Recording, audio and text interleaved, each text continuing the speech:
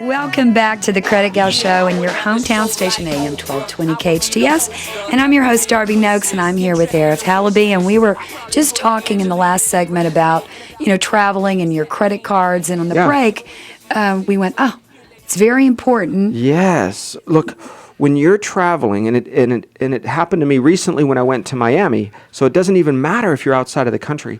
When you are traveling, notify your credit card companies ahead of time and say, from this date to this date, I will be traveling.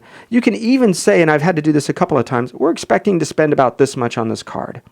And they'll go, okay, that's fine, because there are times when you travel, especially if you're retired, where you know you're going to pay this back. You might have the money at home, but using a credit card gives you a tracking ability, right? It gives you the ability to have protections.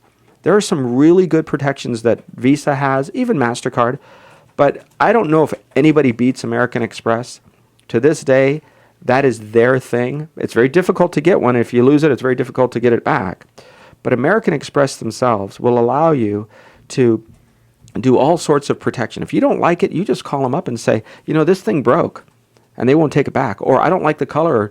You don't have to be, dealing with the manufacturer or the company, or, you bought something we were in Morocco, and we were with a big group of company, and the president of this company that we were with, very wealthy, very successful, and we go in, and they have this tour for you in Tangiers.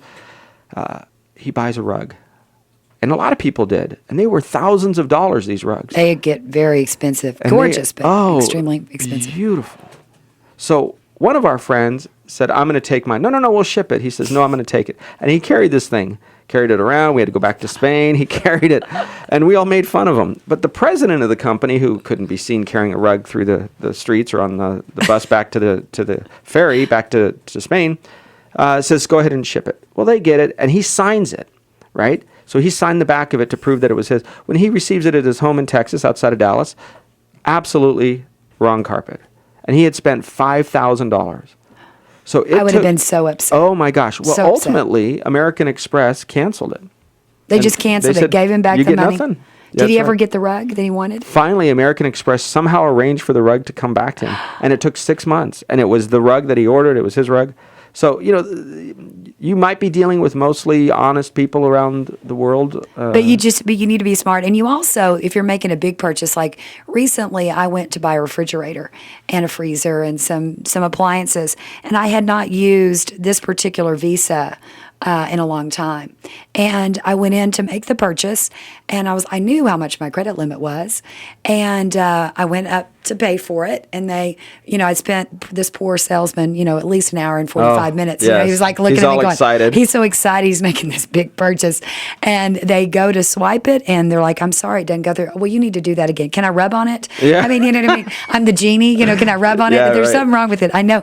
And so, of course, it was because I hadn't used. So, once again, if you're traveling, making a big purchase, if you're traveling anywhere in this country or outside this country, also, if you're making a large purchase and you know that, go ahead and call them so you don't have to go through the embarrassment and the frustration of getting shut down. And I know you were talking about your particular situation as well. Oh my gosh, I was at a jewelry store in Miami, and I like to buy something nice wherever we go because it just kind of reminds me of the place, And so I bought a nice watch, and I spent some time, and we negotiated, and I always say, you're in a position of power when you're the one with the money.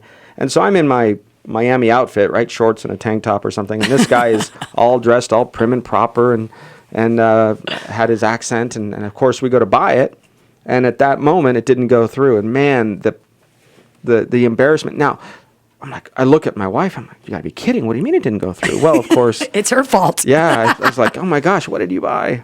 And, it was the same thing. They're saying, wait a second, we didn't know that you were going to Miami. All of a sudden it shows up in, Little Havana. There's something wrong. I know. So you just really have to pay attention. I know that you were mentioning also on the break about some other considerations as well. Yes. With credit and retirement. Think this through. When you're going through retirement, it doesn't have to be this life of austerity where you're just shut down and it's this. Everybody is on a fixed income. Retirement is a fixed income. Look, if you have a paycheck and you get an hourly wage and it's every 40 weeks, it's the same next week unless you get a pay raise. So don't be thinking that life is it has to be miserable and slow. It doesn't. But do not bite off more than you can chew. There's two things that I want you to remember before we go to break here. In retirement, the dollars that you are going to spend on a credit and not pay it off at that month have to be paid back someday. If it's not paid back by you, your estate will have to pay them back. So if you expect to leave money to your children or your home, the credit card companies don't just say, oh, well, he died, I guess the kids get all the money that's in the bank account. No. They're going to have to take that and pay that back. The second thing is consider when you're buying things, put it off to the side, write it down. There's little strategies that you would do, whether you're retired or not, to decide if you really need it and if you really want it. If you really need it or you really want it. I think I have to do that pretty much every day when I go to Nordstrom's. Well, You probably have a personal shopper there. Yeah, it's called me. I'm my own personal shopper, big shopper. Well, great information once again about credit and retirement. But after the break, we're going to come back and we're going to talk about your lunch and loan program and the youth and financial literacy, as well as my company also has a youth financial literacy as well, educating the youth.